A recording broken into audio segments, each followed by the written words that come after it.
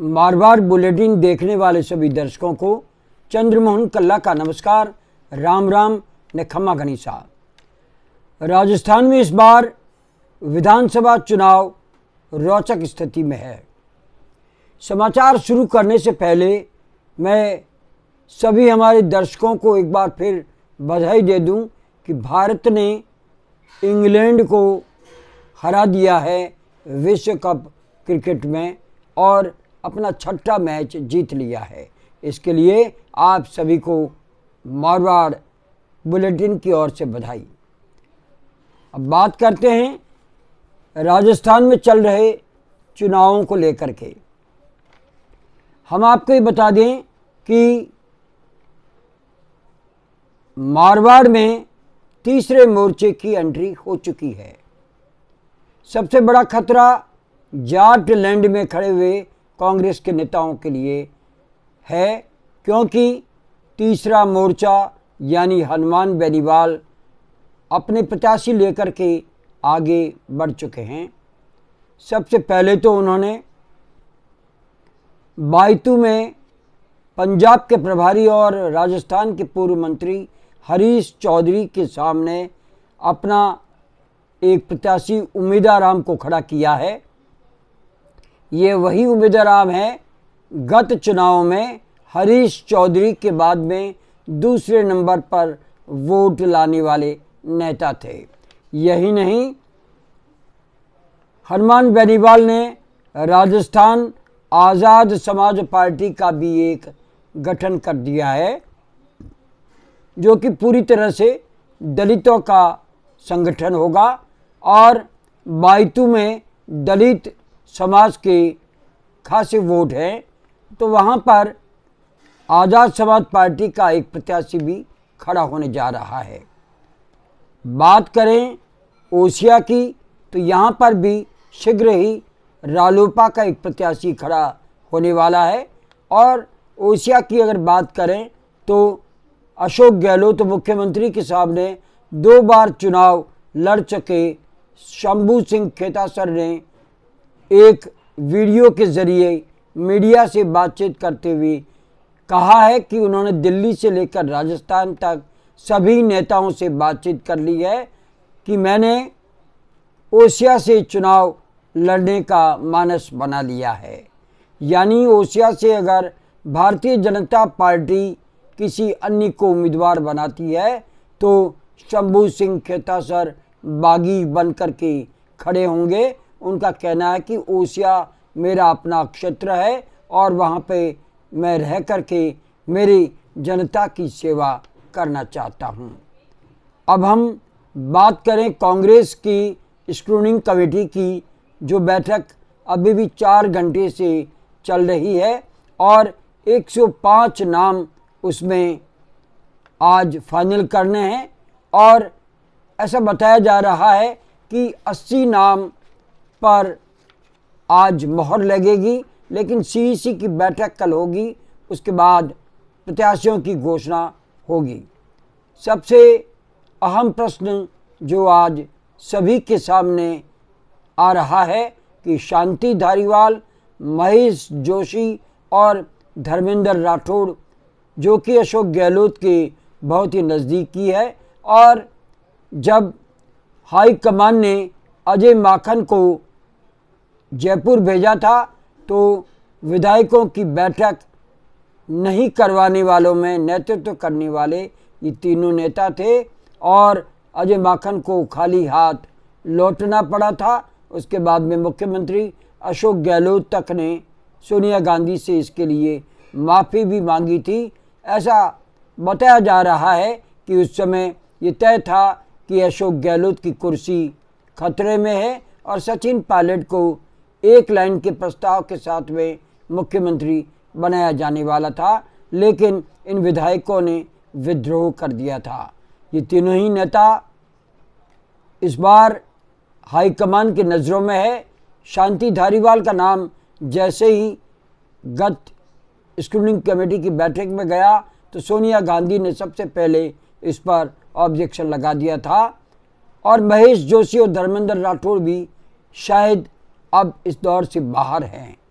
तो ये भी तय है कि जब गई बार राहुल गांधी ने गोगोई से स्पष्ट कह दिया था कि शांति धारीवाल के सिवाय क्या कोई दूसरा नेता नहीं है, तो ये मान करके चलिए कि शांति धारीवाल का नाम भी कट सकता है। लेकिन विश्वास इन तीनों नेताओं का अशोक गहलोत के प्रति है। अशोक गहलोत इसके लिए क्या प्रयास करते हैं, वे 2 दिन से दिल्ली में है और आज दिन भर बड़े कांग्रेस के नेताओं से मिलते रहे। शायद वे चाहते हैं कि ये तीनों नेता जिन्होंने उनकी सरकार बचाई, उन्हें खुद की कुर्सी बचाने में महत्वपूर्ण भूमिका निभाई, इन नेताओं को चुनाव लड़ाना चाहिए। और ये भी तय है कि शांति धारीवाल जैसा नेता जिसका असर पूरे हाड़ौती क्षेत्र में है, अगर टिकट नहीं मिलता है तो कांग्रेस वहाँ पर हार भी सकती है।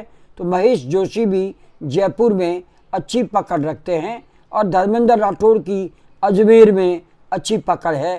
तो इन नेताओं को टिकट नहीं मिलना कांग्रेस के लिए नुकसानदायक भी हो सकता है। अब हम बात करते हैं जोधपुर की। जोधपुर में अभी भी कांग्रेस ने सूरसागर सीट से अपना प्रत्याशी घोषित नहीं किया गया है। कांग्रेस के कई नेता दिल्ली में डेरा डाले हुए हैं। सुरेश व्यास जो कि टिकट के प्रबल दावेदार है, उससे इस संवाददाता ने जब बातचीत की तो वे उस समय राजस्थान हाउस में थे और ये कह रहे थे कि कुछ पता नहीं, और अशोक गहलोत ने भी कोई बहुत बड़ा इशारा नहीं किया है। लेकिन उन्हें उम्मीद है कि इस बार कांग्रेस उन्हें मौका देगी। हम आपको ये बता दें कि अजय त्रिवेदी ने भी कांग्रेस इसीलिए छोड़ी क्योंकि कार्यकर्ता सबसे पुराने थे, लेकिन उन्हें तवज्जो नहीं मिल रही थी। जैसा वो बता रहे हैं कि पिछले 4 साल से उनको तवज्जो नहीं मिली, पिछले 2.5 साल से वे कांग्रेस कार्यालय की सीढ़ियां तक नहीं चढ़े, तो भी किसी ने आकर के ये नहीं पूछा कि कांग्रेस कार्यालय क्यों नहीं आ रहे हो, जबकि वे राजस्थान के प्रवक्ता हैं, पढ़े लिखे हैं और कांग्रेस में अपनी अच्छी पकड़ रखते हैं। जूनियर नेताओं की को तवज्जो देखते हुए जब हाई कमान ने ये जिम्मेदारी अजय त्रिवेदी को नहीं दी कि वे जिला अध्यक्ष तक बन सके। बहरहाल सुरेश व्यास हो, चाहे अनिल जोशी हो, चाहे राजेश रामदेव हो, ये सभी चाहते हैं कि सूरसागर से उन्हें टिकट दिया जाए। अब अशोक गहलोत क्या समीकरण अपनाते हैं? अल्पसंख्यक को ऐसे सूत्र बताते हैं कि फलोदी से इस बार टिकट मिल सकता है। अगर ऐसा होता है तो ये तय मान करके चलिए कि सूरसागर से ब्राह्मण को टिकट मिलेगा। सूत्र तो ये भी बताते हैं कि जब देवेंद्र जोशी को टिकट मिला है भाजपा की ओर से, तो रामेश्वर दादीच भी इस दौड़ में है, जो कि अशोक गहलोत के नज़दीकी नेताओं में से एक है। लेकिन समीकरण अगर शहर सीट से लेकर के सूरसागर तक बैठाने हैं तो ये यकीन मान के चलिए कि पुष्करना समाज के सर्वाधिक वोटर्स हैं। तो दूसरी ओर जब रालोपा ने अजय त्रिवेदी को श्रीमाली समाज के बूते पर खड़ा किया है, तो आप पार्टी ने रोहित जोशी को टिकट दिया है। ये दोनों नेता ब्राह्मण समाज में अपनी पैठ रखते हैं और ये ब्राह्मणों के वोट काटेंगे।